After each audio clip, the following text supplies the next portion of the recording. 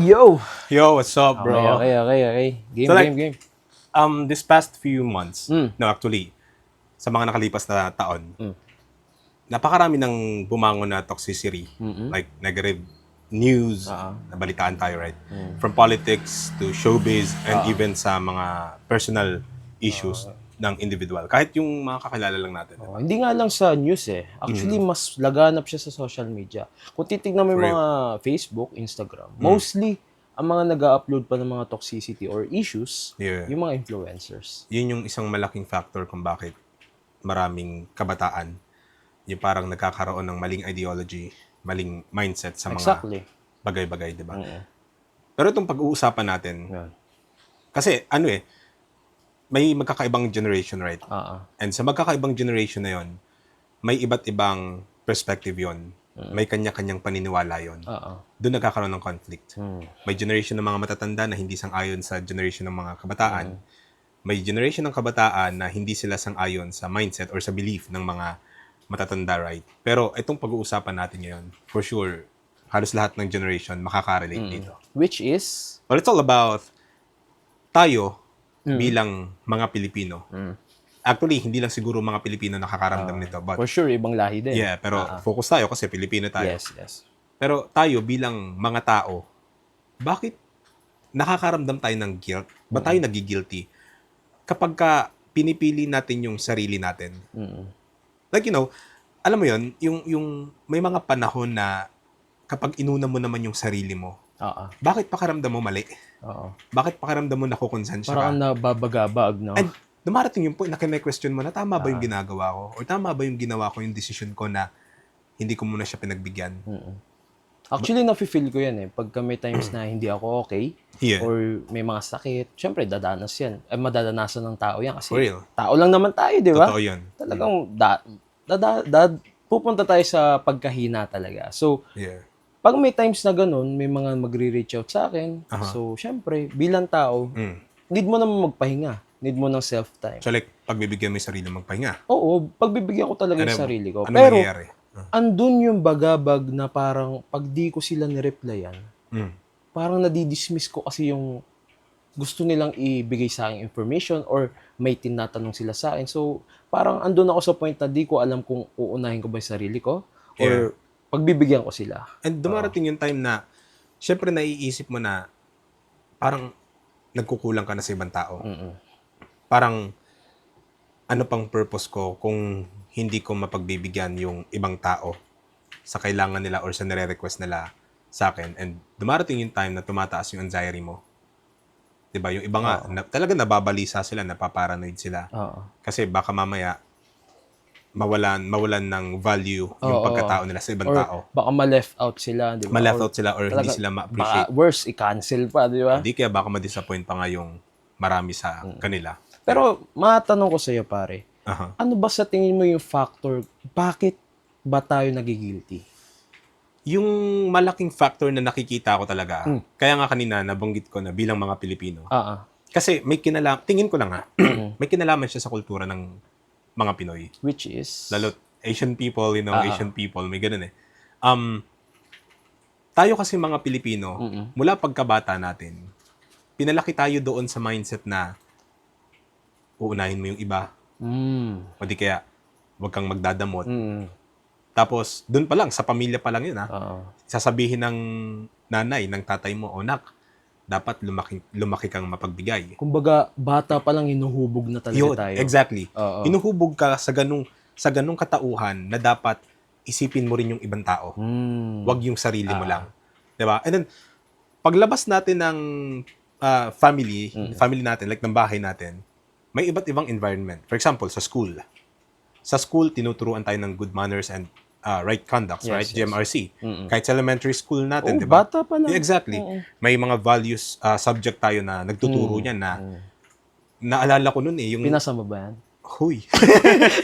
Naalala ko yung pare, yung kapag ka mag-exam ka sa values ng elementary, tapos may situation doon na kapag ka nakita mo si Nathan na nadapa, anong gagawin mo? Anong Tapos sagot? mga A, ganito ba gagawin mo? B, tutulungan mo siya. C, tatakbo ka. D, iiyak ka lang din. Mga ganun. Tapos ikaw, alam mong ang sagot mo doon, tutulungan mo Tutulong. syempre. Kasi bata ka pa lang, hinubog na sa'yo ng magulang mo, ng guro. piliin mo kung ano yung tama. Yes. Right? And dun sa isang uri ng tama at dapat gawin, tumulong ka sa iba, huwag kang magmadamot sa iba. Yes. And hindi lang yun, pare. Hindi lang sa elementary. Kahit pa pag nagtatrabaho ka na, isipin mo may mga nakapaligid sa'yo na nakikita mo, mapagbigay talaga sila. Pag tinanong mo bakit napaka mapagbigay mo, sasabihin nila, isasagot nila sa'yo, kasi ako yung nakakaluwag-luwag. Especially sa mga breadwinner, Makes right? sense. May mga breadwinner na sila yung nagbibigay kahit hindi naman talaga nila doon sa household nila. Pero diba, pinsan, diba, or tito, pamangkin, nagiging mapagbigay sila. Bakit?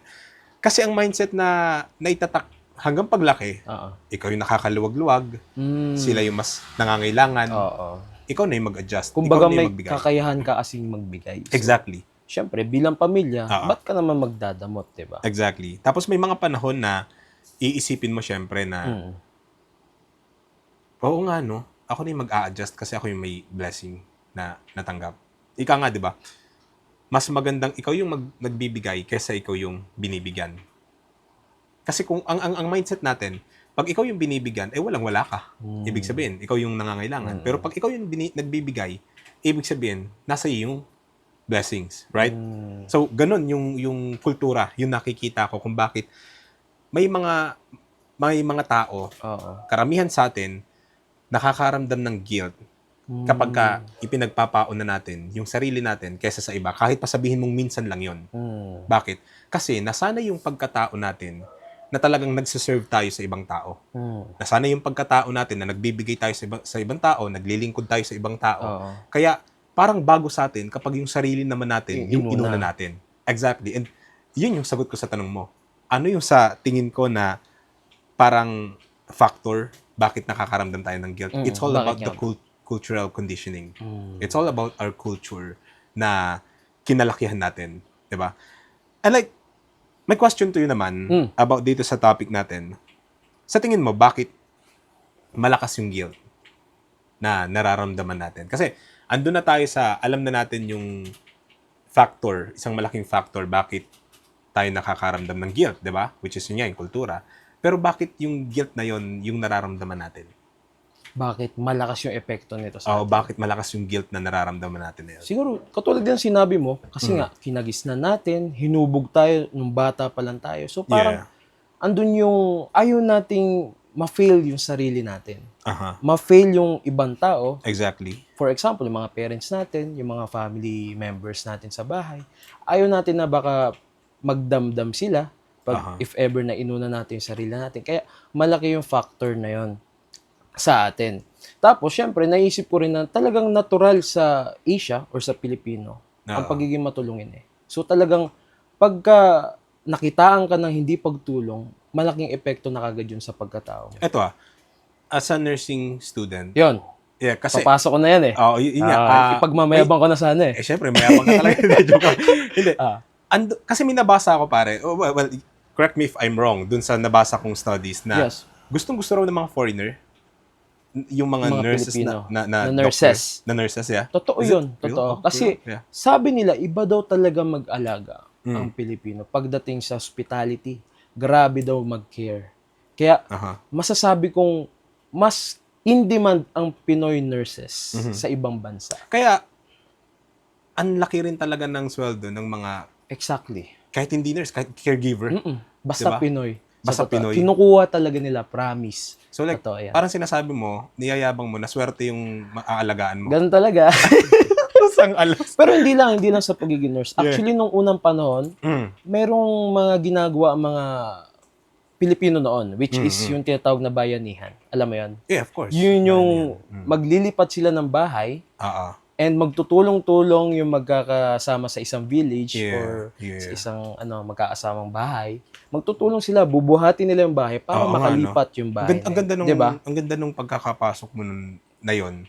Kasi andun yung problema ng isang pamilya, pero isang buong pamayanan yung Oo, hindi lang buong pamilya, kundi buong syudad, buong village, Yeah. nagtulong-tulong So like talaga. talagang malaking factor yung kultura, pare. Malaki talaga. Alam mo kung bakit? Bakit? Kasi kultura yun eh. Kinagisnan yun eh. Mm-mm. Actually, hindi naman talaga nawala yung spirito ng bayanihan ng mga Pilipino. Oo.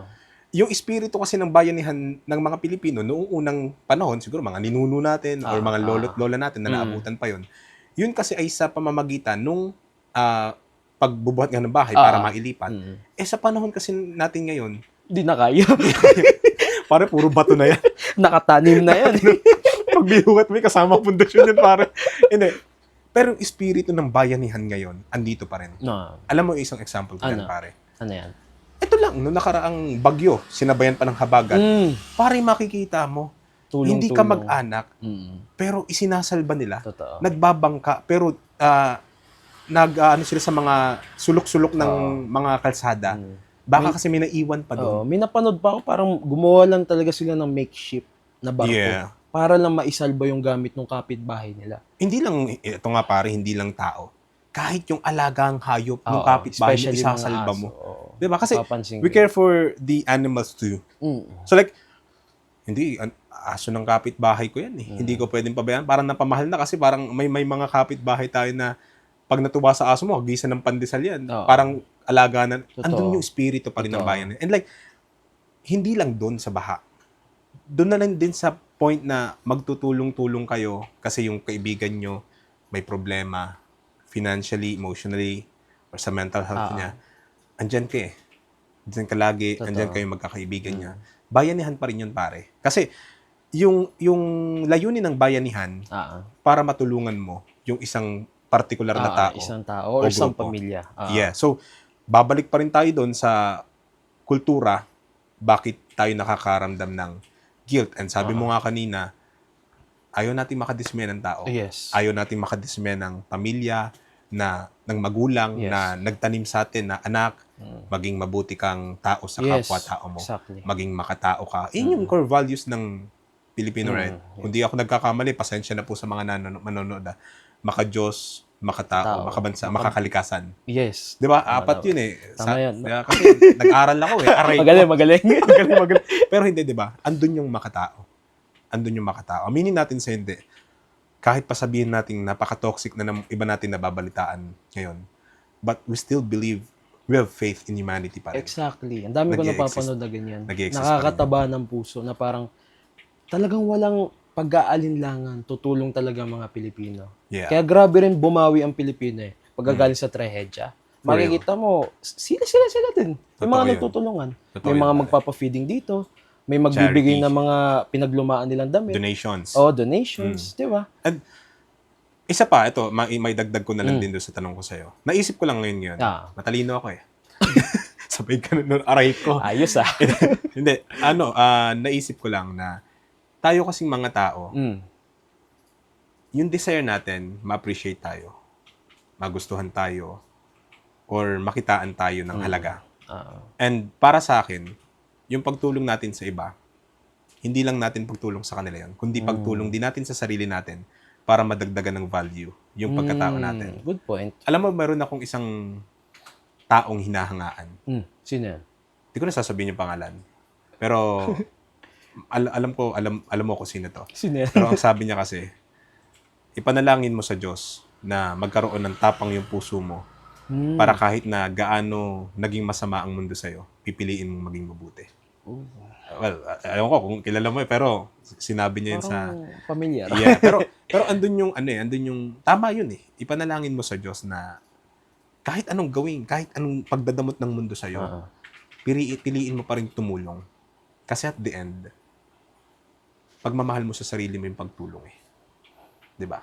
Pero it doesn't mean na pipiliin mo yung pagtulong, pero pag pinili mo yung sarili mo, pagdadamot na. Hindi na pagmamahal sa sarili. Oo. Ano yun? Iba yung pagdadamot, yung selfishness, sa pagpili mo sa sarili mo o yung tinatawag na self-care. Magkaiba yun. Yung pagdadamot, laging ikaw. Gusto mo laging pabor sa'yo. Yung pagdadamot, para sa akin, pare. Depende, Wala kang pakialam kahit apektado na yung ibang tao. basta ikaw lang yung mag-game. Mm. Isa sa mga pet peeve ko yun, bro. Mm. Like, sabi nga, di ba, no man is an island. Mm. Oo nga, no man is an island. Asa isang kumpanya ka nga, nasa isang eskwelahan ka nga, tanggap mo nga na may kamag-aral ka, na may katrabaho ka. Pero ang gusto mo, ikaw lang nag-game. Ikaw, laging pabor sa'yo yung sitwasyon, yung mga bagay-bagay. While yung ibang kasama mo, kapwa-tao mo, nagsasuffer sila dahil doon sa pagiging madamot mo. Hindi ba medyo narcissist na yan? Well, kasama na yun. Pasok na yun doon. Aha. Pero kasi yung self-care mo, yung pagpili mo sa sarili mo minsan, hindi naman pagdadamot yun eh. Pagbibigay mo lang din yun sa sarili mo dahil ikaw mismo yung tumutulong sa iba. Mm. Kapag pinagdamutan mo yung sarili mo at dumating yung point na ubus ka na kasi hindi ka nagtira sa sarili mo, mawawalan ka na ng function. Mawawalan o kukulangin ka na sa kakayahan na tumulong sa ibang tao. Sa bagay, kasi kakabigay mo ng marami, wala na natitira sa sarili mo. Yeah. Ikaw lang din yung nadidrain at the end of the day. Yes. So, magtira ka para sa sarili mo. Yes, exactly. Kaya dapat magkaroon tayo ng healthy boundaries. And yung healthy boundaries na yun, may papakita natin yun sa pamamagitan ng ilang mga bagay. Like for example, recognize your limits. You're not a robot, right? Oo, totoo. Sa robot, mapapansin mo naman, di ba? Hindi porket sinabing robot, talagang kung kumilos, matindi na, di ba? Yes. Unlike sa tao na talagang mapapago. Hindi. Ang robot, nasisira din yan. Go-overheat. Ang robot, nagkakaroon ng kalawang. Ang robot, kailangan ng maintenance. So, hindi porket robot kaya hindi ka na masisira. Ikaw ba? Tanong ko sa high maintenance ka ba? Next question, please. Hindi ako ganon. Grabe. Ay, hindi ka ba? Hindi, pero totoo yun kahit robot na pag na-overuse, di ba? Like, mag-overheat yan. Phone nga natin eh. Alam mo yung mga... Ito na lang. Bago phone mo eh. Ay, hindi. Mayabang Hindi eh. naman, Aray hindi ko. naman. Hindi. Pansinin ninyo pansinin mo pare, sa mga new phone ngayon. Pag sobrang init na ng phone mo, automatically, umaalis siya sa application na ginagamit mo. Lalo pag ginagamit mo siya heavy gaming, or like for example, those social media platforms na may napakabibigat na gamit ng processor habang nag-charge ka. Pag nag-overheat yan, i-recommend, biglang may magna-notice dun sa screen mo Na i-off. hindi naman, parang ganun. Tapos, in 10 seconds, maaalis ka sa app kasi overheat na yung phone mo. Ibig ko lang sabihin, even yung system ng mga technologies, May limits. Alam na may limits siya. Paano pa kaya tayong mga tao, right? Exactly. And yung take ko naman dito, andun ka na sa limitasyon, kinilala mo na yung limitasyon mo sa sarili mo.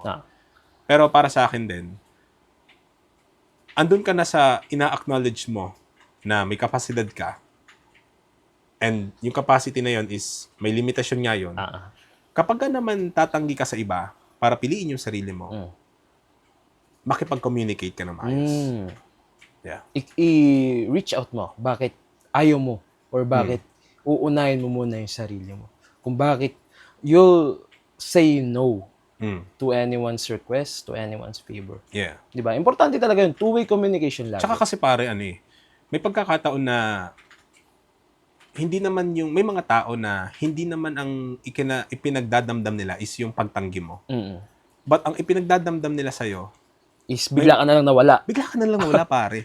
Tinanggihan mo nga sila, pero hindi mo pinaalam sa kanila na tumatanggi ka. Di ba kasi, may mga tao ngayon, parang yung iba kasi sinasadya na pagka kunyari may favor parang hindi ko nare-replyan yan. Diba? Ayoko rin naman eh. May ganun eh. Doon papasok yung ideology ng mga kabataan ngayon na may mga ganon sa social media na mag-shared post na ano ba kung ayaw kong ipaliwanag sa'yo? Sarili ko na to. Like, ikaw ba magde-decide para sa akin kung ano? Ito dito ako comfortable eh. Na dito ako at peace. Na hindi ko ipapaliwanag sa'yo. Mawawala na lang ako. And respect my decision.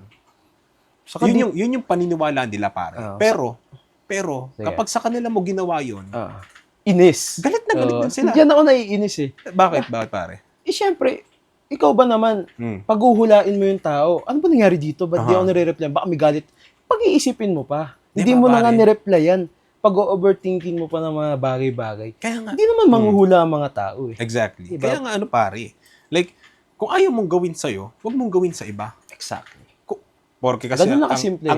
ang ino-offer kasi ng mundong to, actually, hindi naman talaga yung kapayapaan kundi escape, pagtakas. Dapat alam ng tao yan, pare. Lalo ng mga kabataan ngayon. Pagtakas yung ginagawa nila na, dito ako comfortable Oo. Nandito yung kapayapaan ko Respeto na lang. Pero pag gagawin sa'yo, ayaw mo. Di ba? Pag baliktad ka dun, gagawin sa'yo yung mga bagay na ginagawa mo, dapat, sasabihin mo rin na respeto naman, dapat ganito, ganyan. Ikaw rin ang gumagawa nun. Kumbaga contradicting Medyo tagilid. Tagilig talaga. Yun, nagiging narcissistic ang tao doon. Yun na yan. Pagka gusto mo, sa'yo ang pabor, para sa peace and comfort mo, dapat valid sa'yo. Pero pag sa iba, di ba? Pag sa iba, nako, parang nawawala ng etiketa. And dun pumapasok yung ayaw ng tao, yung kabastusan. Binabastos mo sila, hindi ka nakikipag-usap sa kanila na maayos. Hindi sila naggagalit or nagdadamdam sa'yo kasi tumanggi ka. Mauunawaan lalo na ng mga tao na talagang hindi lang pakinabang ang habol sa'yo, na kapag tumanggi ka, ayos lang kasi may dahilan yon. Pero sana man lang sabihin yung dahilan. Sana man lang makipag-usap ng maayos para hindi maramdaman ng kaibigan mo, ng kamag-anak mo na iniiwan mo sila sa ere basta-basta. Exactly. Right? Yun yung take ko doon. Yeah. Okay, so, syempre, kung nalaman na natin kung paano magkaroon ng boundaries, nalaman na natin kung ano ba yung guilty, ba't nagka-guilt ang mga Pilipino. Yeah. Ngayon, aalamin natin, paano ba natin ma-overcome ang guilt? Ma-overcome yung guilt, pwede ako magpasok ng analogy, pare. Sure. Sige. Like, this is from the Bible. Kasi hindi ko pwedeng, bilang mga Kristiyano, pare, hindi ko pwedeng hindi ipasok yung Biblia dito or yung pananampalataya. Yes. Kasi, para sa akin, when we talk about morals, para sa akin, Biblia yung talagang dapat sangguniin ng tao. Kasi nandiyan talaga yung moral. Diba? Yes. Pero, tanda mo yung sinabi ni Christ na ibigin mo sarili mo gaya ng pag-ibig mo sa iyong sarili. Ang take ko doon, pare, Ano? papaano mo iibigin ng iba kung hindi ka marunong umibig sa sarili mo? Papaano ka magmamahal ng ibang tao, ng kapwa-tao mo, kung hindi mo alam kung papaano mo mamahalin ang sarili mo? Papaano ka magbibigay sa ibang tao kung hindi ka nagbibigay sa sarili mo at dumating yung punto, ubus ka na? Papaano mo ipagmamalasakit yung ibang tao kung hindi ka naman nagmamalasakit sa sarili mo? Baka kasi may magtanong, pare, okay lang yun. Okay lang na ubus na ako. Okay lang na kahit ako na mawalan. Basta may maibigay ako sa ibang tao. Pero kasi andun yung sinabi ni Kristo na yung sarili mo rin iibigin mo. Bakit? Kasi sa'yo nagmumula yung pag-ibig Nasa iyo yung tunay na pagmamahal. Nasa iyo yung tunay na pag-ibig na ipapasa at isasalin mo sa ibang tao. Pero kapag inubos mo sarili mo, sino na magsasalin sa kanila nun? Nagigets mo?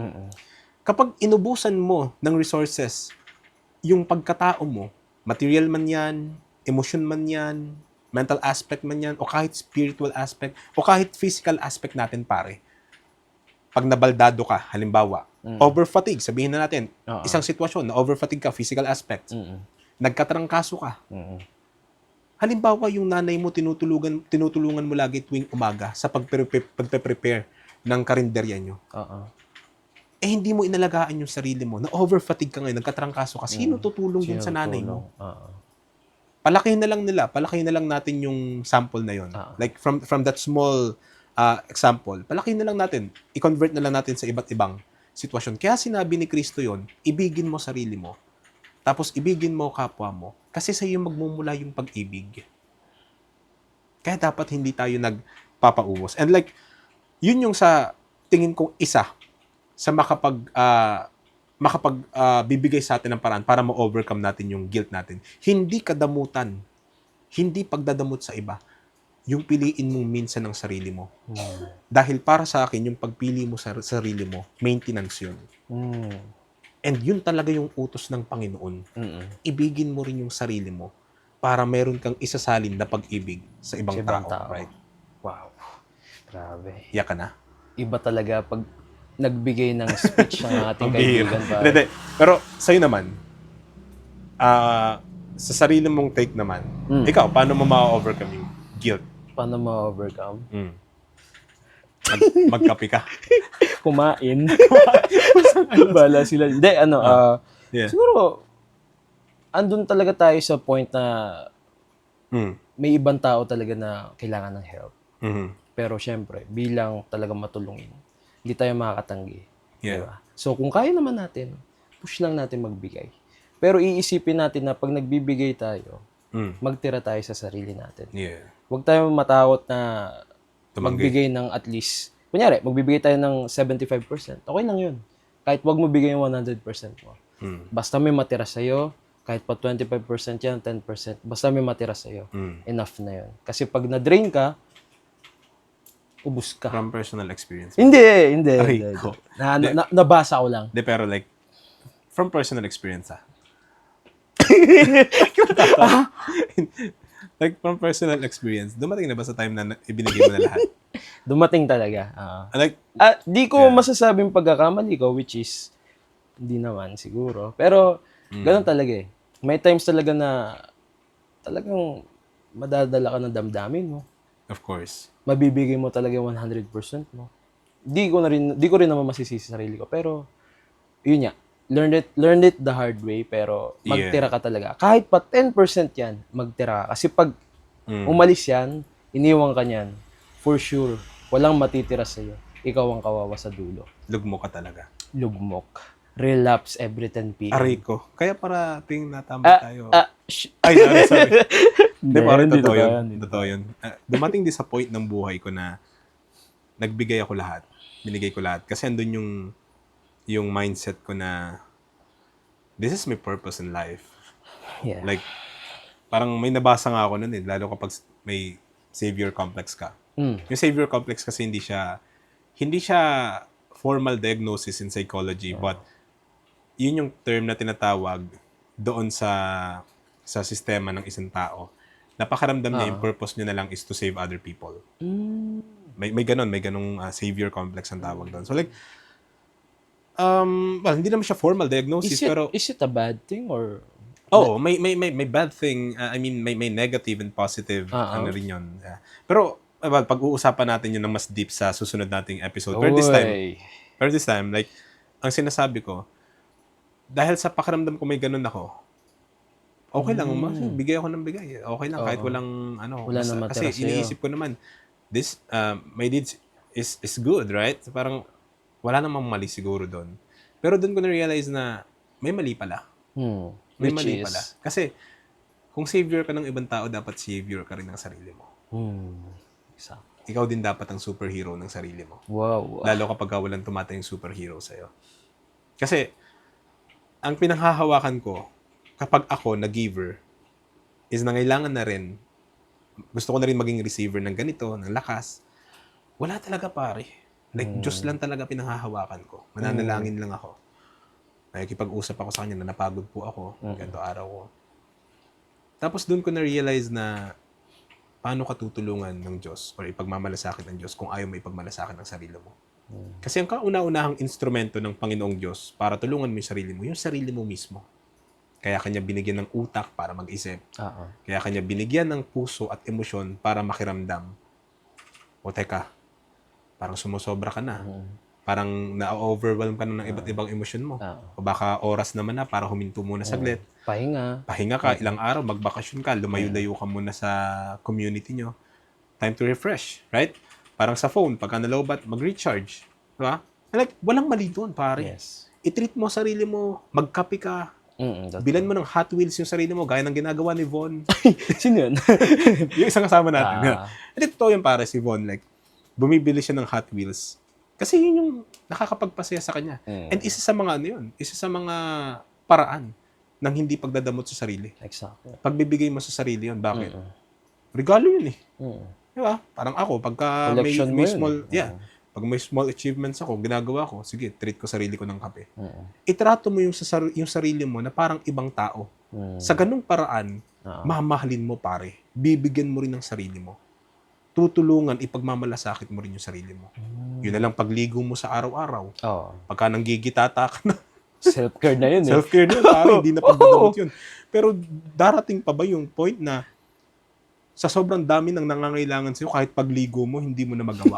Iba na Pare, yun. nanggigitata ka. Katamaran na yan. Batugan ka na nun, pare. Tayo-tayo naman. Yeah.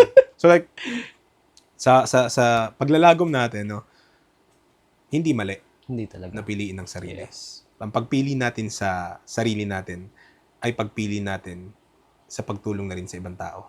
The more na pinipili rin natin ang sarili natin, the more na mas makakatulong tayo sa ibang Yes. tao, di ba? Last message. Wala na. Anong okay? Umaano na yung luha ko. Umuulan na. Aray ko, Hindi, bro, hindi, thank you pero for grabe. this episode. Like, Ganda, ganda. to the next episode po. Sana marami natutunan yung viewers Yeah. natin. So, No? Meron kaya? wala ata. Bahala kayo. Sige na.